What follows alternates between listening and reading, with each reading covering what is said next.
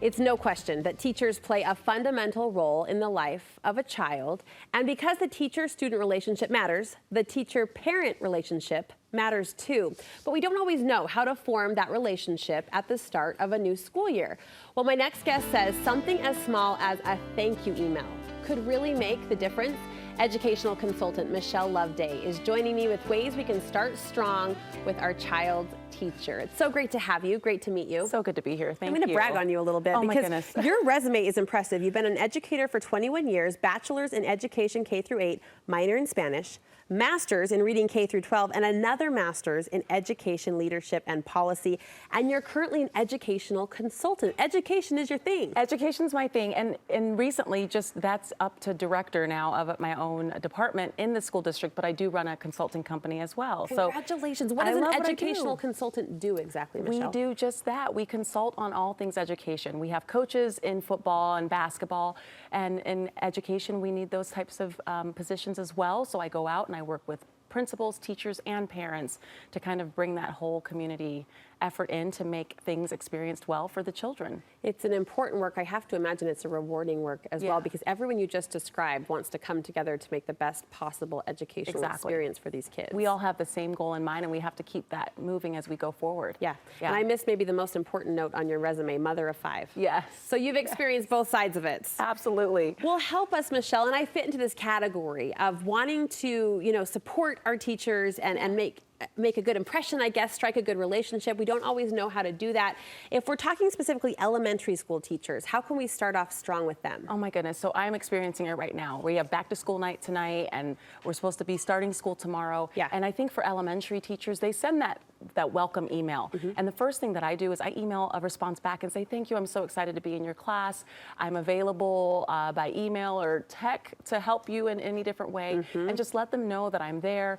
A lot of teachers put a wish list out there. So if they see that there's things that we need in the classroom, I try to stuff those in the backpacks for my kids. So I'll be with everyone tonight at Walmart and Target getting those last throwing the elbows and fighting for the pencils. I think that's a great point, though. You can show up with a well-meaning gift or a box of tissues, but you're saying honor what the teacher is asking for. Honor what the teacher's asking for, because sometimes they have enough of what is already there and what you think they need. And honoring that wish list, and then just, being there as a thank you and saying, I'm here for what you need at the beginning of the year is really important. There's also an intrinsic point that I think is that you brought to our attention that is so valuable, and that is believe you're on the same page. Like, start with the best of intentions. Yes, everyone has the same goal for your child, and they want you to have a success in school. They want your child to learn, feel safe, feel welcomed, and to just be successful so they can grow up and put you in a good retirement home. I think, thank you. Yes, we're going for the long game. Going for the long. We're going for the long game, but I think that's valuable in the sense that you hear things that teachers deserve a clean slate. Just like you want your kid to have a fresh start. Yes. I mean, you might have heard something about a teacher or a neighbor has told you this or that, but starting off with that well-intended, stroke is so important. It's so important, and I get it, because even as a parent, and I've been on both sides, so I know how teachers can be, and sometimes you have to remember our kids are humans, tiny humans, and the adults they're interacting with. So who worked well for your kid may not be for somebody else's child. Right. And so you have to start off with that clean slate and say, well, my child's a little different, and they might have a different relationship with that teacher. Great advice. Let's grow it up to junior high school. It gets a little trickier because there's more teachers, first of all, and you're trying to empower your child to use their voice as well. So are those initial connections, those hello emails, are those still valuable? Those hello emails are still valuable, and I think setting the tone that you respect your child's teacher is really important, because they're going through a lot of changes. Like you said, they want to be independent and they want to do things.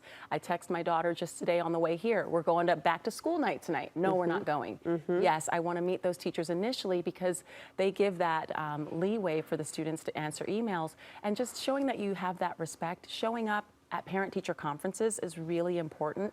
A lot of times in junior high and high school, the schools are empty during that time. I don't know what happens K-6, but the parents are like, okay, not cute anymore, we're not gonna come in.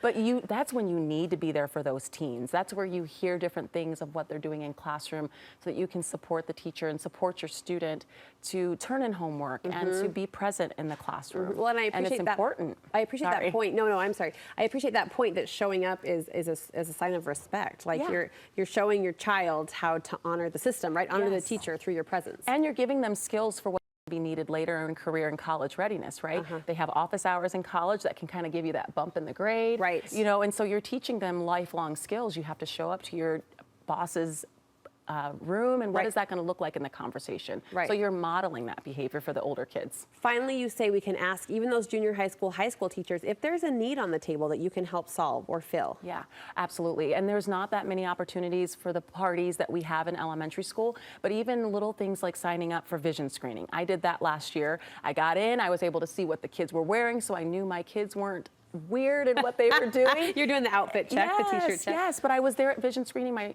kid kind of ignored me when they first walked in, but guess who ended up in my line to check the right and left eye? Perfect, yes. So it's just little things like that. Talk to the working mom out there, and you can appreciate this as well, and I can too. It feels sometimes like you're a step removed from the moms who are a little more available or on the ground. How can we still form those strong connections even if we aren't in the classroom or in the school quite as much? Oh, that mommy guilt is so real. My daughter asked me, why can't you come in every week like so-and-so's mom and do math facts? And I'm like, I just can't. But you know what? As working moms, we have vacation days. And it's not as luxurious as Bora Bora or Belize, but I use my vacation days to go into the classroom. You look at the calendar, I look at when they're going to have an assembly. I take a half day there just to be there. Birthday tables, I know is going to happen on my child's birth month, so I know they have lunch at this time. I take a 2-hour, leave of absence or a sick day of some sort and go on a field trip. So you kind of schedule it out, and those moments really brighten your kids' eyes when they see you in the lunchroom.